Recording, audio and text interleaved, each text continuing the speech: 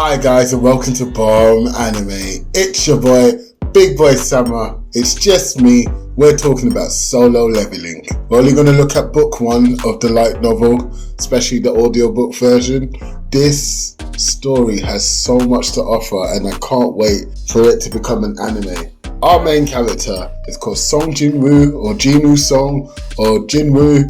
Loads of people have different names. I'm going to call him Jinwoo Song for this video, and I'm going to probably say different names than the ones that you're used to if you listened to it or read it on different sites, but I'm going by Audible's version just to let you know. The world is a lot different from ours. There are these things called gates and people that are called awakened beings. Now the gates are portals to different dungeons and sometimes different worlds. And the awakened beings are people who have been touched by this mystical powers and have become a lot stronger, a lot better, and sometimes have new abilities.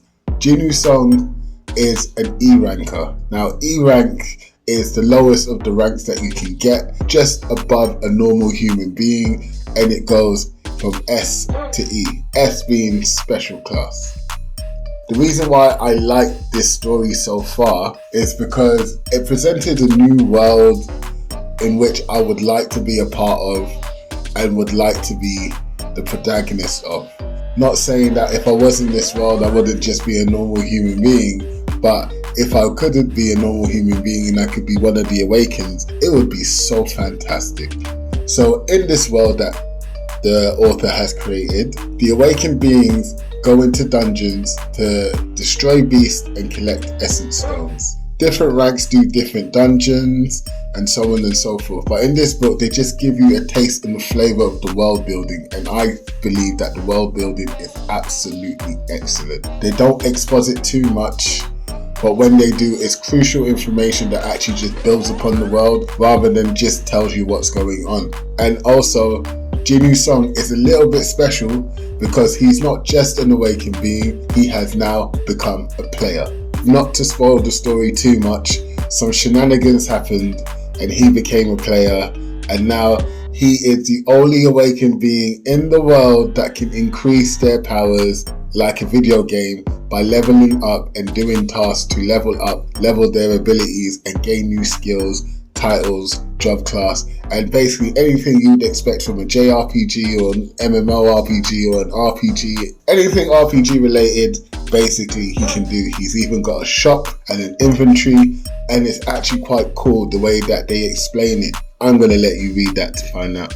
What I do want to discuss are the feelings of inadequacy that Jinwoo Song feels throughout the whole of the first book, because he's been a hunter for about 4 years at this point as an E ranker, and only being just slightly above the level of human means that dungeons are very dangerous places.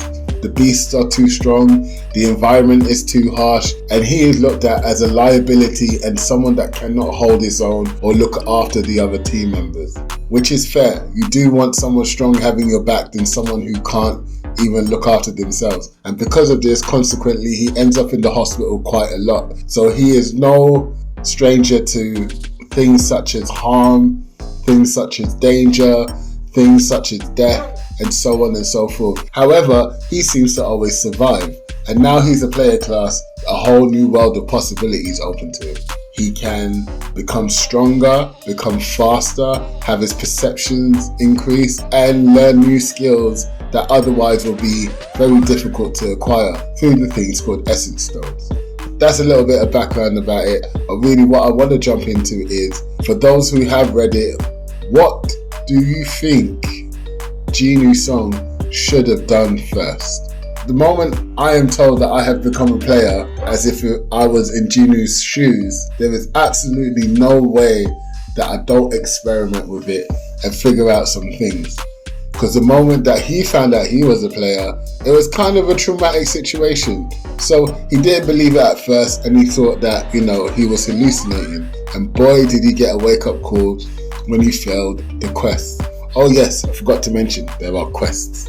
So after getting this wake-up call, I would be like, okay, what do I do to get stronger, and how do I not go to the penalty zone ever again?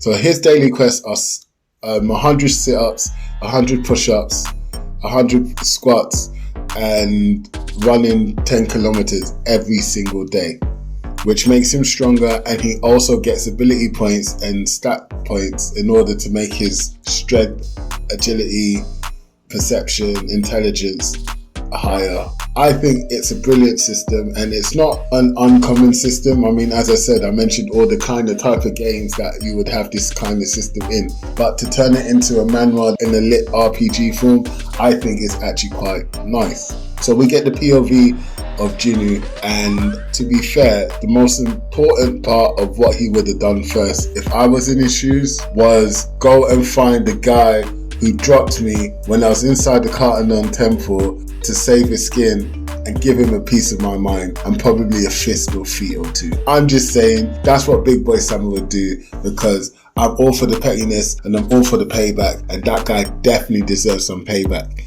because essentially he left you to die in order to save his own skin when you had a surefire way for everyone to come out alive. If you don't know about the Cartanon Temple, it's the first major incident that we see, and it's a doozy. Carrying on through the book, we realize that Jinwoo is getting stronger and stronger through either secret quests, daily quests, and actually doing dungeons. And then he meets another group of people, which is his next big test, the lizards. The lizards aren't nice people, because they're willing to hire people into their group when they're doing dungeons, and if they need to, use them as human sacrifices in order to survive. Again, another theme of using sacrifices to survive, sacrificing something to survive, is all throughout this book. When he encounters the lizards, he then realized that they were lizards way before they showed their true colors. And when he figured out that they were lizards, he used it to his advantage and got stronger. He did have to do an urgent quest, but I'm gonna let you read that to find out. Carrying on from there, he found a good friend called Jinho. Now, in my version, he's called Jinho. When he met Jinho was obviously scared, because again, it was a traumatic situation inside the dungeon. But then when meeting him and talking to him and saving his backside, Jinho became the loyal puppy that Jinwoo needed. As he was going on throughout the discussion that him and Jinho had about actually doing some things to set up a way for Jinho to get what he wants. See, I'm being very careful as to not spoil it here. Normally I don't care if I spoil things when we talk about anime, because we're talking about anime, but because I actually really do recommend you read this however you can find it. They had a discussion and Jinho wanted some help from Jinwoo, and Jinwoo agreed. And then we realized that Jinwoo was also using this as an opportunity to become stronger, which he did. So there are many themes throughout this first book, and it's mostly about hiding who you are, changes, as well as sacrificing in order to become stronger, or sacrificing in order to protect oneself. But the biggest theme throughout the whole first book, in my opinion, is the theme of survival. So, as I said earlier, Jinwoo has been doing this for ages, and yet he is the weakest of the most weak. He's even got a nickname, the weakest hunter of all kind, or mankind. The translation is a bit iffy with what it means, which is great, unless you're Jinwoo. And even some hunters use this as their way of knowing whether a raid is going to be too tough or not, because the Hunters Association, which Jinwoo and some of these hunters belong to, won't risk the health of a hunter or the life of a hunter if they can help it. The hunters help the world, and the Hunters Association looks after the hunters by putting strict rules on who can do a raid and what kind of conditions must be met in order for a raid to be done. So survival is a big thing for Jinwoo. It actually fuels most of his decisions into where he places his abilities, how he goes and looks for skills, what he does when he ends up facing a foe that is obviously strong, sometimes stronger than him, what he does in that situation. It's actually quite nice to see that the characterization of Jinwoo is still there. Also, he's a character that learns. He ended up in a situation because he was being too kind and a good human, basically, trying to help those who needed the help, as opposed to his new, I don't want to say callous, but more quid pro quo approach to actually doing tasks and involving other people. You can tell that he is very independent, because he's been shouldering some responsibilities that no one should be having to shoulder, and he's been doing well even though he's scraping by. And with all of that sort of experience, it kind of taught him exactly how he wanted his character build to be. A really strong character that doesn't need anyone's help and can do the job without any other people's input. On top of that, he also wants to become strong enough so that no one could take advantage of him, because he had the wherewithal beforehand to understand that that could be a possibility, and he really did not want that. Now, I do suggest you listen to Solo Leveling or read Solo Leveling. At the moment, I've been listening to and reading anything I can find about it, any YouTube clips I can, and I thought, you know what, this is a book that's close to my heart. Well, a bunch of books that are close to my heart.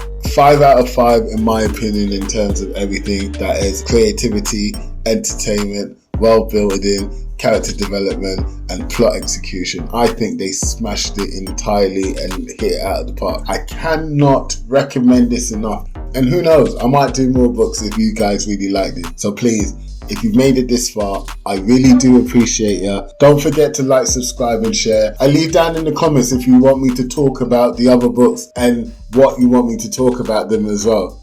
Peace.